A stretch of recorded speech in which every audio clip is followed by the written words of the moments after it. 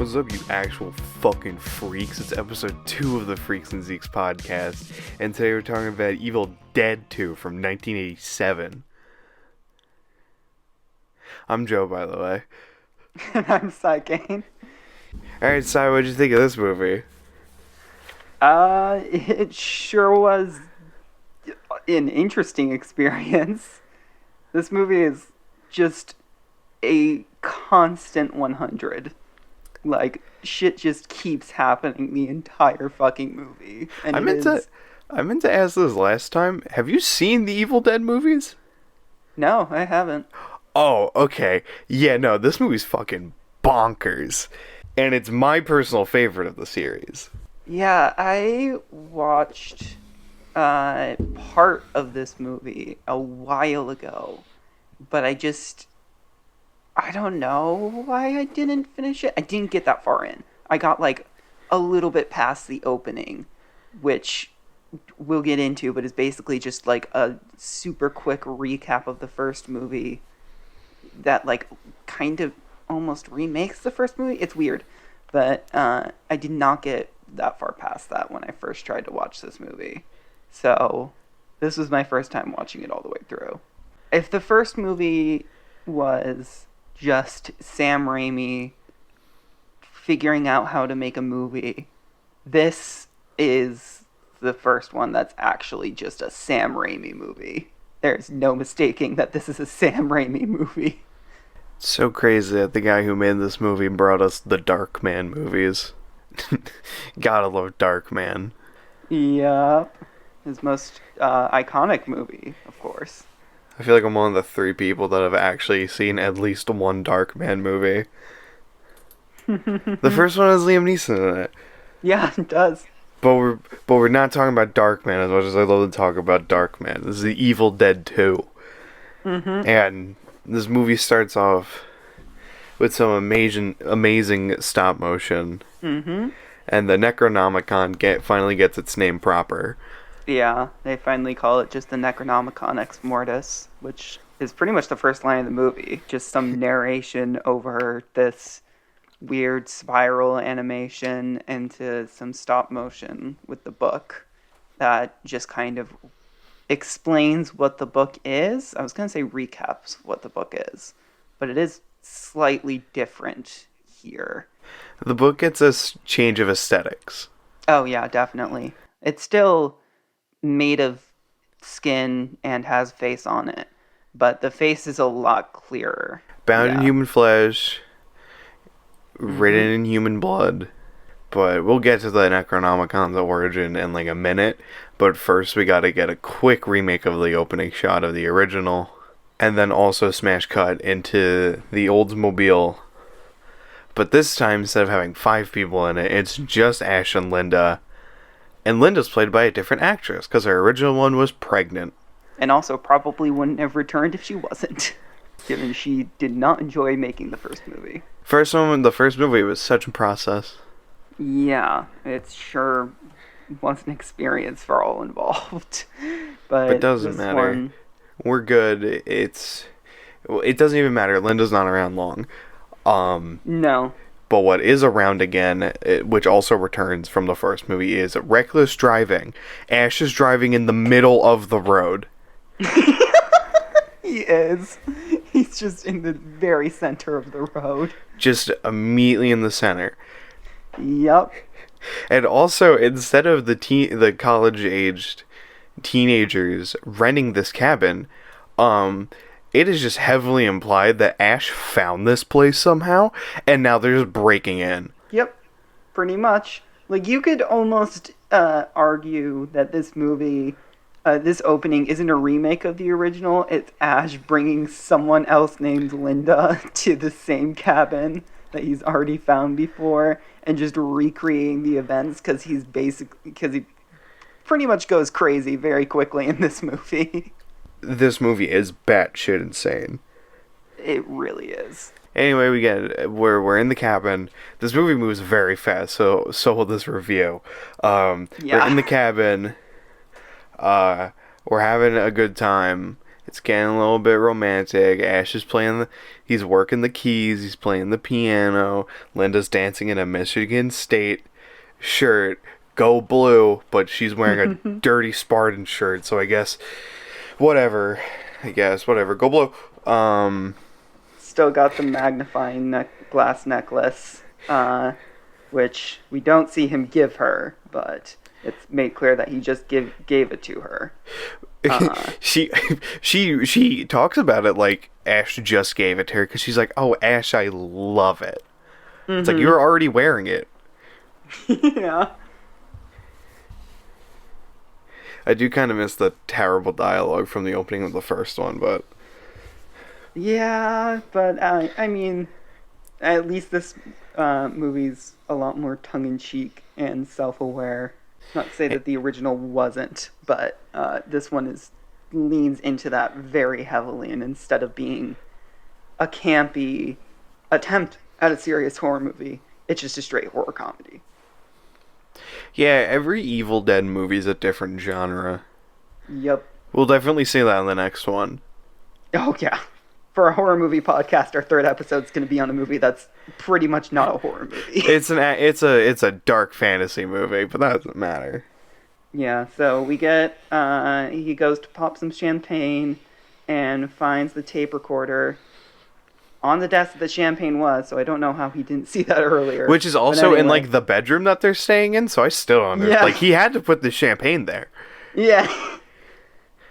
Did it just appear? It's just magic champagne that you find in all deserted cabins in the middle of the of course, like you don't open random bottles you find in places that you break into. Yeah, how else do you get alcohol? Anyway, Ash is like, "Oh, hey, look, I found a tape recorder," and Linda's like, "Play it." Yeah, Oh, play okay. it.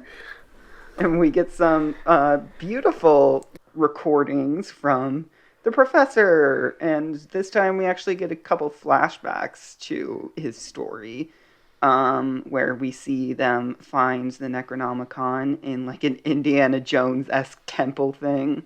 The professor, his wife, as well as his daughter and her partner, who we'll meet later. And we then see them in the cabin as he recites passages from the book, and then we once again see that force in the woods coming back. Once again breaks a window. This time I believe it was fake glass. They weren't breaking real glass. No, this time I don't think. This time we were on a set.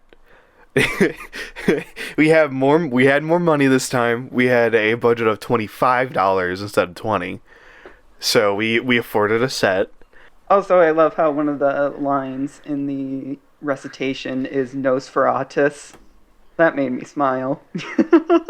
But also, the quick change of aesthetic, the Necronomicon and Kandar went from being like... It went from being like having this like ancient Aztec feel to in this flashback, since it's in like an old castle, it has like a very like Dark Ages like Europe feel, which we're definitely going to see in the next one. Mm-hmm. And also towards the end of this movie. Mm-hmm. Also, the Kandarian dagger is fucking huge. Yeah, it's I don't know how you can call it a dagger when it's basically a small sword, and it no longer is just like a basic silver blade that you'd probably find at a party city. It's like ridged and black. It looks like it's steel. Yeah, it looks a lot different this time around, though it still has the skull hilt. It's pretty rad. Yeah, but anyway, there's no time to look at cool daggers. Linda's a Deadite. Yeah, she is now possessed. Once again, very laughing and giggly when Ash goes outside and finds her. And Ash wastes no time.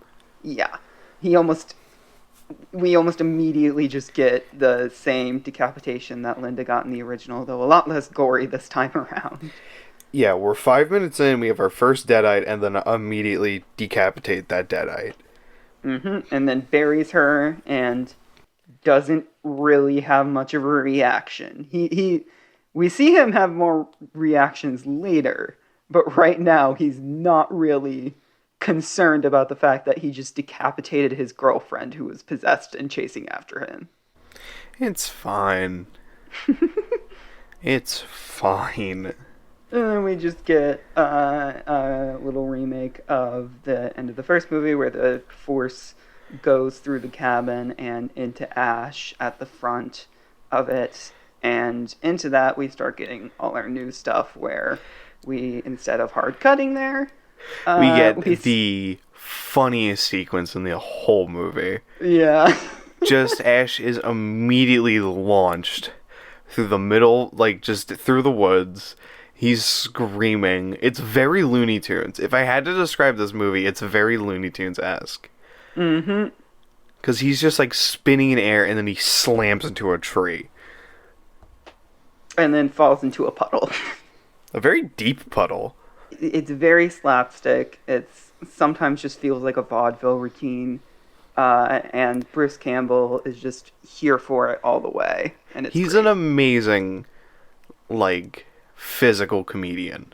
As well as just being normally funny. Because the dialogue throughout this whole opening sequence is still hilarious. But it's like a lot more, like, actually campy. Like, it's made to be campy instead of just them trying to be serious in the last movie. There's a degree of tongue-in-cheek to the first movie, but this movie is fully that. It fully embraces that, and that's what it's going for. And it works really well, especially with Sam Raimi's exaggerated style. And then, after Ash gets slammed into that puddle, he takes a quick nap. Mm-hmm. And then he wakes up and, oh, he's a deadite! Yeah, he's a deadite, but then he's not anymore because the sun came up and unpossessed him. Apparently the sun's the cure. So, you know. Yeah. Apparently, the deadites can't survive in the sun. Which I'm gonna call bullshit the second we get to the ending of this movie. The, evil face comped over the cabin as the demons do their join us routine again. But Ash has no time for that shit. He's immediately in the Oldsmobile getting right out of there. But, like, even if Ash managed to escape, it's mighty suspicious that he went into the woods, this secluded, unknown area, with his girlfriend, and he comes back and she's gone. And they go there and find her decapitated corpse. No, but it's okay. We get the claw bridge from the original movie, too. Mm-hmm. And a hilarious shot. Yeah. of Bruce Campbell on totally not a set, just screaming. Yeah, the car driving over the bridge when Ash and Linda were coming in is very clearly a miniature. It looks like a toy car and a toy bridge as they drive over it, and here we get the broken bridge. It looks like a claw coming at Ash because symbolism. Ooh. And then he goes back into the car and has to try to escape the Force, and then crashes and gets blasted through the windshield. The Oldsmobile gets beat up in this movie. Yeah, this car is very much not okay, but neither is Ash at this point. Yeah, no. Throughout this whole next sequence of him driving backwards to the cabin, spinning around, getting launched through the windshield, when he finally gets back to the cabin, Linda's up out of the ground in stop motion form. Most of her body weight is gone. She's just this gross, like, raisin of a corpse. And she's just dancing and laughing in amazing stop motion. Mm-hmm. Did I mention how amazing the stop motion is? It's fantastic. Yeah, so Ash gets blasted through the windshield, then chased through the cabin, but eventually the Force can't find him. And we see he's in the trapdoor in like a little Scooby-Doo-esque thing as he's like shaking under the trapdoor. Yeah, no, that shot of him running through the cabin, just slamming through closed doors, and running through the crawl space, it's so funny. It is. It really is. I mean, Bruce Campbell is just selling it. He is hilarious. But no more time for Ash. Let's meet our secondary protagonist. Yeah. So we meet Annie, the professor, and his wife's daughter, who's getting off a plane having just found the missing pages from the Necronomicon. And her boyfriend, I assume, Ed, are... Oh, you got his name? I didn't get his name. I got it from the subtitles. Oh, you had that's smart. I didn't put subtitles on. I always have subtitles on because my hearing is shit. I should have done that. I know that they mentioned it, but I didn't write it down in time. I don't know when they mention it. They mention it in the only got it from the flashback. subtitles. Oh, do they? Okay. Yeah, because the professor introduced the 4 characters. Because it's him, his wife, Annie, and then the assistant professor. Mm-hmm. So yeah, they decide to go to meet her father at the cabin, and she's a little worried because she hasn't heard from him. And in a Ed's week. Like, in a week, yeah. In a week. How did Ash find this place if it's been abandoned for a week? Yep. I mean, maybe he found it before the professor went there and is now coming after the professor went there. That's my assumption. Just... It just doesn't make... Like, when you think about it, it makes 0 sense, but, like, you're watching an Evil Dead movie, so why the fuck should you care? Yeah, I mean, like, Ash is probably doing some shady shit, but it's fine, because he's Ash. Anyway, after that, we very quickly cut back to Ash, and we see stop-motion Linda dancing, and the piano plays on its own, and he's crying over the magnifying glass necklace, so we're finally acknowledging the fact that his girlfriend's dead, and he's really scared about it. But it seems that was all a dream, as he wakes up in the chair, and then all of a sudden her decapitated head falls from the ceiling and bites him on his hand after saying, "Hello, lover," and it's hilarious as he just runs around with his hand stuck in this fake head. Just another amazing shot of Bruce Campbell running out of the side of the cabin, slipping down the stairs, trying to get up, falling, and then finally getting up and just sprinting into the work shed. Mm-hmm. Which he then slams Linda's head into a vice grip. Mm-hmm. But then her head reverts back to being normal Linda, and Ash is like, "What do I do?" Ash, she's a severed head. Yeah. You can't be falling for this. This is a little bit more believable when Linda was a whole body and she did this in the first one, but now she's literally just a head in a vice grip. She is very much not alive. Anyway, then we get a jump scare as her body breaks in with a chainsaw. And we finally get some good old gore when he kicks the chainsaw back onto her and it goes into her neck. And speaking of the chainsaw, when Ash opens up like a cabinet in the work shed, there's a chalk outline of where the chainsaw is. I didn't notice that. And it's just not there. Yeah, no, there's a chalk outline of the chainsaw, which I thought was hilarious. And That's also, amazing. when we enter the cabin, there's a Freddy Krueger glove above the door. Oh shit, I knew about that and I just didn't notice it. Yes, there's 2 in this movie. There's one later on when Ash is in the basement. Yeah, that's a reference to the fact that Nightmare on Elm Street, the original, I believe Nancy's watching the Evil Dead. Yep, to stay awake because the movie was super cheap, if not just like free for them to use. In the Costs movie literally like $10 to play 30 seconds of it. Mm-hmm. It's very similar to Night of the Living Dead, where that movie... Well, that's free to play. That movie's public domain, and people still try to make you pay for it. Yeah, so the thing with Night of the Living Dead is you often see people watching it in movies because there was a contractual issue that led to it becoming public domain very quickly.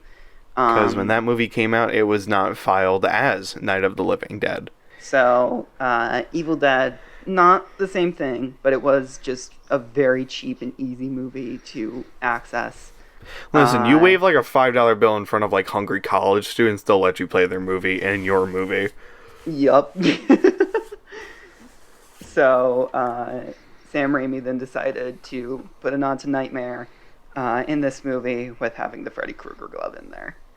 Anyway, after Ash is like, oh god, when Linda's severed head's like, help Ash, I don't want to be in pain. And it's like, Ash, she's a severed head. There's no, well, how are you having any second thoughts about this? She then goes back to being a deadite almost immediately. And he's just like, shut up! And he just takes the chainsaw to her head. Mm-hmm. And we get a nod to the original because we get another bloody light bulb. Yep. We don't see him go through the head, but we see him in silhouette do it, and blood goes over the wall, and then all over the light bulb, which, not the same as the light bulb filling with blood, but certainly similar enough. It makes the room red. Yeah. Like the lighting of the room red. Anyway, Act 1 is over. Mm-hmm. Just like that. Act 1's done. We're immediately in Act 2 now. Yep. So he goes back to the cabin. Chainsaw and shotgun in hand. His classic arsenal. He's a little, it's a little calm for 5 seconds as he just walks in and we see a rocking chair, not a rocking chair, a chair rocking on its own. And there's a weird moaning and the piano starts and the weird noises going around as he gets super disoriented and goes towards the mirror.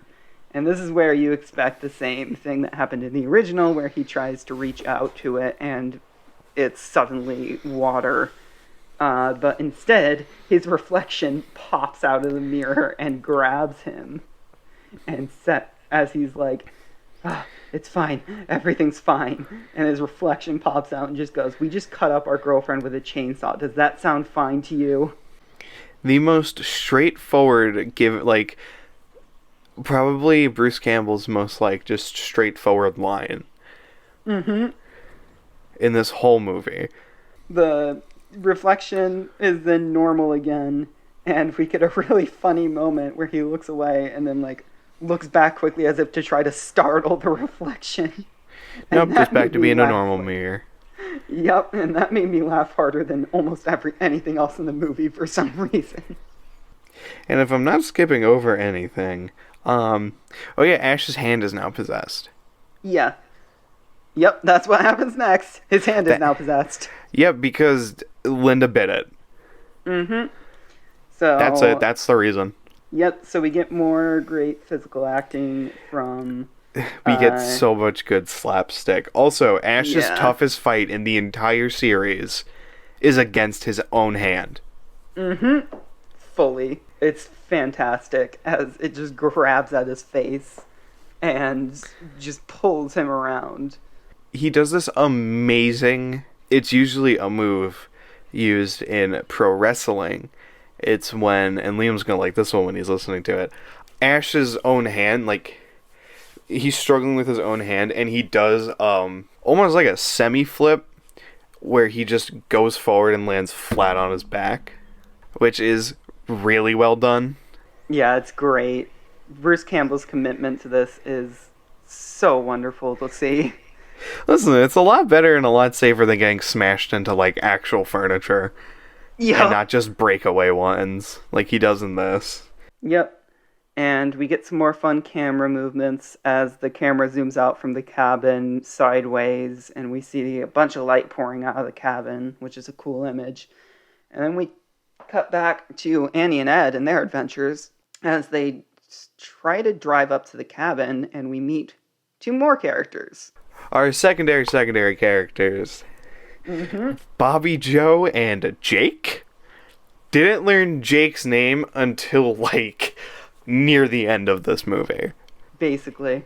But yeah, we got some good old folks from the backwoods. Mm-hmm. As you can tell by the name Bobby Joe.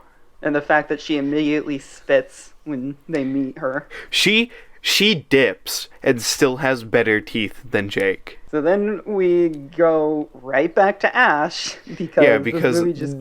nothing really happens in that scene. There's one joke about being like, oh, I know this trail to the cabin. Okay, I'll pay you, but you gotta carry my bags. And it's like, oh, just those two little things and this giant trunk. That's all we get from that scene. Yep. And we cut immediately back to Ash, who's doing an amazing routine with the hand as it smashes a bunch of plates on his head and knocks him out. And then is like squeaking and stuff, and then can apparently see. This hand can apparently see on its own as it drags him towards a cleaver. But then he gets the jump on it and stabs it into the floor. And then grabs the chainsaw and cuts off his own hand. The most iconic shot of this whole movie, of Ash just sawing off his own hand. And probably, I'd consider it the most gory shot of this movie, because this movie isn't, like, gory. Yeah. Like, there's a lot of blood in it. Yeah. But there's not, like, the holes, like, being blown in the Deadites' heads that there was in, like, the original. It's less mutilation in general. Like, there's some bloodier shots in this movie, but they're much more comedic, and they don't feel as much... They're played for laughs. Mm-hmm. So, this is, like, the most you're gonna get in terms of, like, actual bodily harm that's would in any way make you uncomfortable. But he then puts the hand in a little trash can and puts a stack of books on it, on top of which is the book A Farewell to Arms. But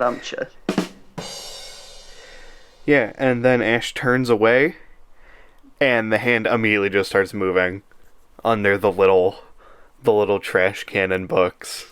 It scurries its way over to a mouse hole, and he starts shooting into the wall. In my notes, I literally have written down the old lady in Ratatouille has better aim than Ash. Yup. And it laughs at him, and then gets stuck in a mouse trap, and he laughs at it, so it flips him off. It's just the most ridiculous shit. And after blowing like 8 holes in the wall starts bleeding, and Ash thinks he hits his own hand. And he's like, I got it. And then a fire hose of blood just starts blasting into Ash. And then it turns into, like, black ooze and then goes back into the wall. And then it's just kind of silent for a moment. And then we get back to more insanity. Because everything in the house starts laughing. Mm-hmm.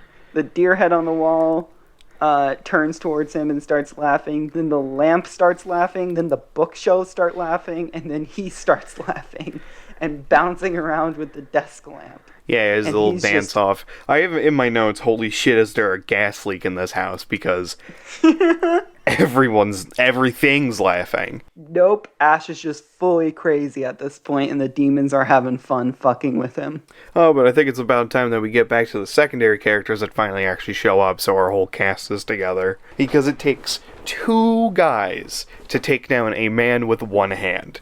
So they come up to the door, and Ash is on the ready, so he shoots outside of it, hits Bobby Joe in the shoulder. So they come in and wrestle him to the ground, and then drag him to the trap door. And Annie sees some of the blood and stuff and assumes that Ash killed her parents, which I guess fair enough, because there is a crazy guy covered in blood in the cabin, and your parents are nowhere to be seen. I mean, we'll get to see her mom in a second. Yeah.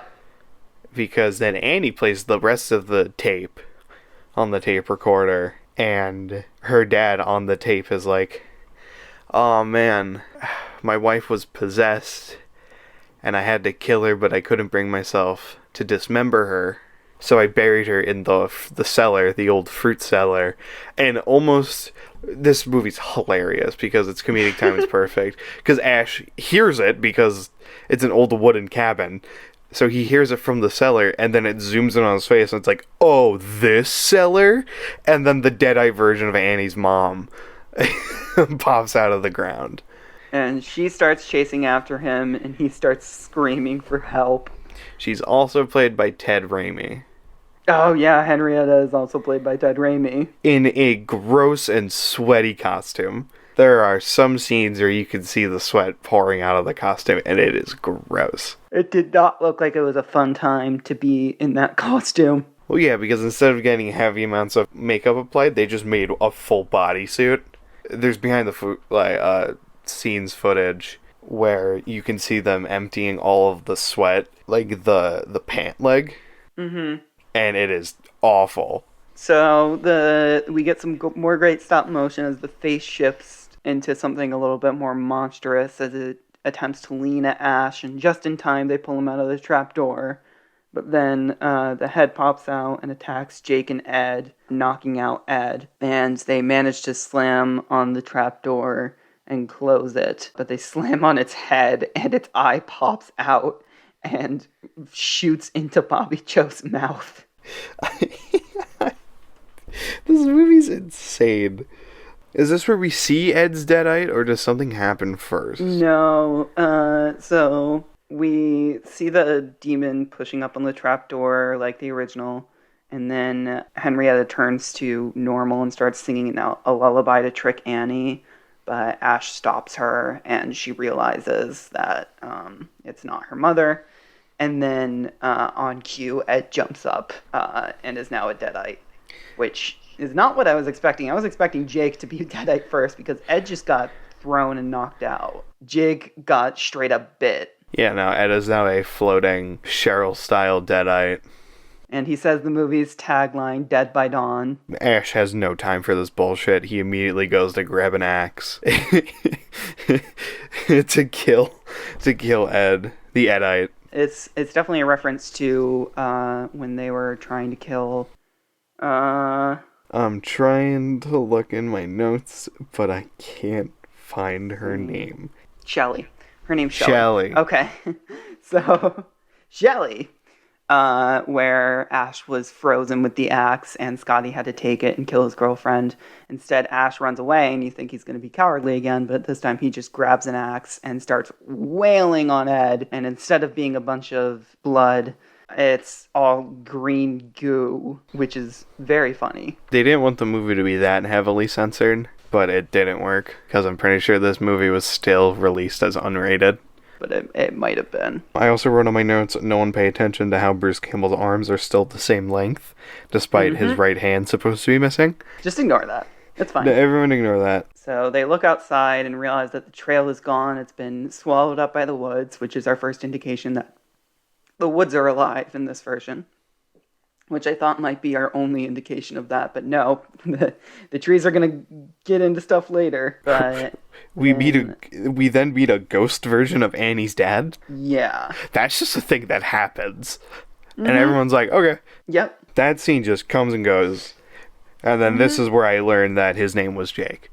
It's like projected onto the wall as they're getting this whole speech from Ghost Dad. Bobby Joe goes to grab Jake's hand, and they're holding hands normally from the start, but then Bobby Joe's like, Jake, you're holding my hand a little too tightly, and he's like, Bobby Joe, I ain't holding your hand. Which is a reference to The Haunting. And then I wrote in my notes a joke for myself in my own notes, insert joke about getting a hand. I also wrote earlier in my notes, when we were still dealing with Linda, of insert joke about getting head. To entertain myself while writing notes. But that whole thing is a reference to The Haunting, which is a pretty iconic scare in that movie. And book, as well as the TV show. Speaking of book, Bobby Joe fucking books it out of the cabin. She's gone. Into the woods. The branches and stuff start wrapping around her, and we're like, oh god, we're getting a repeat of the original. But instead, they just drag her through the woods and into a tree, which then cuts right as she's about to impact to them breaking the frame on the pages that Annie found, which Ghost Dad told them is the key to defeating the demons. She doesn't even get a deadite form. Bobby Joe is just dead. Nope, she's just gone. She's just eaten by a big old tree. And then as they're looking through the pages of the Necronomicon, Jake says reading is for nerds. And that we're going home now. Because he wants to go find Bobby Joe. At least he loves his wife. That's a positive from Jake. But he's now threatening Ash and Annie and forces them outside and is screaming for Bobby Joe and just starts beating Ash up. The force comes running through as he's screaming, and we expect it to hit him and possess him. But nope. Everything just kind of goes quiet for a second, and then all of a sudden, Ash is possessed again. Or Annie runs back into the cabin. Ash throws Jake at a tree. Annie runs back to the cabin and tries to escape him. Goes and tries to stab him and accidentally ends up stabbing Jake. But can we blame Annie? Because Jake is just slamming on the door, not saying anything. Yep, no, it's not Annie's fault at all. I would have done the same thing. And he doesn't indicate at all that it's him and not the guy who's possessed and trying to get into the cabin. Yeah, it's really just one big case of, no, well, Jake's dead. Jake also doesn't become a deadite. Jake and Bobby Joe are just dead. Yeah. She tries to close the door and his body's in the way and she has to drag him away. So it's kind of a suspenseful moment where she's trying to close the door before Ash gets in, but it's also really funny because she just keeps slamming the door into this guy who's already been stabbed and is just lying there writhing in pain. And she drags him into the living room and they're trying to figure out what to do. And suddenly Henrietta comes up back and starts dragging him through the trapdoor. And Annie grabs his legs and tries to drag him back through. And then we get a fountain of blood coming up from the trapdoor. The second most iconic shot from this movie. She is just caked in it. Just so much. Way too thin to be actual blood.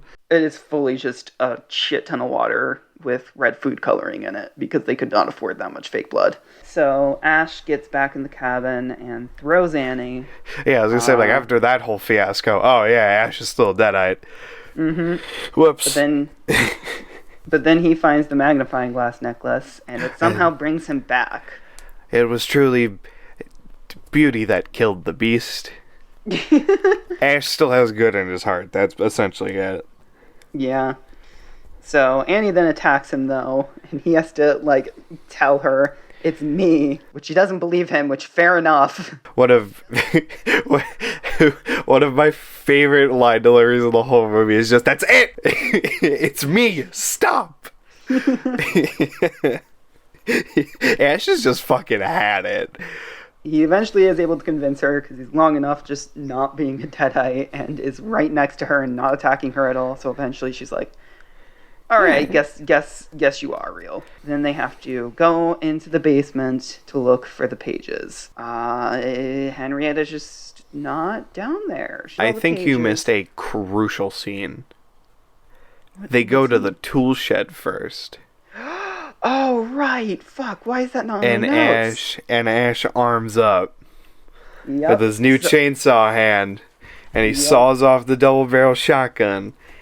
And we get the most iconic line in this movie. This movie's very iconic. Everything everyone knows about Evil Dead is from this movie.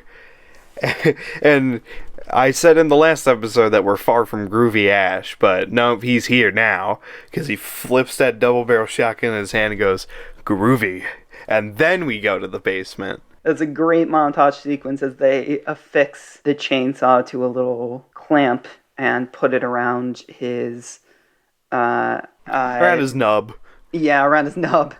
So now he has a chainsaw hand as they go into the basement. He doesn't find Henrietta, but he does find the pages, which were in a puddle. But when he picks them up, they're no longer wet, which just ignore that. Don't pay attention to that. And then suddenly Jake's skeleton gets thrown at him, but it's not alive. It just kind of falls on him. This is a skeleton. So anyway, he manages to get back to the trapdoor, tosses the pages up to Annie, and then Henrietta grabs his legs through the stairs as he's walking up and drags him down. Essentially, quote-unquote, final showdown time with Henrietta, at least. So, and because we're fighting here, we get an amazing one-liner from Ash.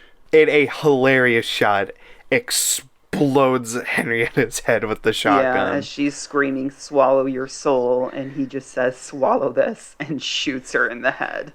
Oh yeah, but we're not out of the woods just yet, because the woods are here. We finally get to see the evil spirit of the woods. Yep, the trees are attacking the house. They have faces. It's here. He's this gross tree monster that slams through the side of the cabin. But Annie's already working on that ancient incantation, ready to get this shit out of here. Yeah, she's our final girl. She's got this. She's gonna... Oh, wait, she just got stabbed in the back. No, it's severed hand. Yeah, forgot about that guy. Yep, so Ash's severed hand comes back and stabs Annie in the back with the Kandarian dagger. But it's okay. Because that portal's open now, and, oh, man. Mm-hmm. Oh, no. Yeah, so Ash gets grabbed by the tree and is being dragged towards the monster, which also has the heads of the people who have been killed in this movie, I guess, in it. It's kind of a Freddy Krueger-esque thing where the souls are heads in the guy, and he stabs it with the chainsaw, and there's a bunch of blue goop coming out. It's a really goopy movie.